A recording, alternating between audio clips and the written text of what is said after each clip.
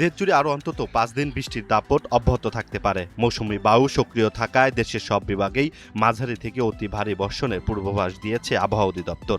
কোথাও কোথাও হতে পারে অতি ভারী বৃষ্টি।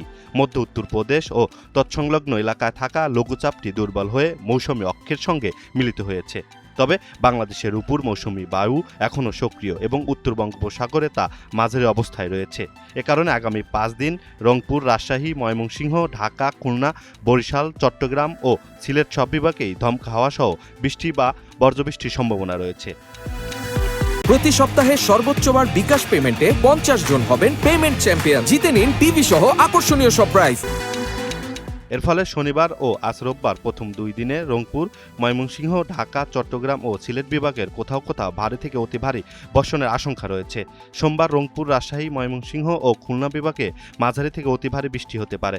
মঙ্গলবার ও বুধবার দেশের বিভিন্ন এলাকায় ভারী বর্ষণের সম্ভাবনা থাকলেও দিনের তাপমাত্রা সামান্য বাড়তে পারে, তবে রাতের তাপমাত্রা প্রায় অপরিবর্তিত থাকবে। আবহাওয়া অধিদপ্তর জানিয়েছে 5 দিনের পরও দেশে বৃষ্টিপাতের প্রবণতা অব্যাহত থাকতে পারে। অতিবৃষ্টি ও জলাবদ্ধতার ঝুঁকি থাকায় প্রয়োজন ছাড়া বাইরে না যাওয়ার এবং স্থানীয় আবহাওয়ার সর্বশেষ সতর্কতা অনুসরণ করার পরামর্শ দিয়েছে আবহাওয়া অধিদপ্তর।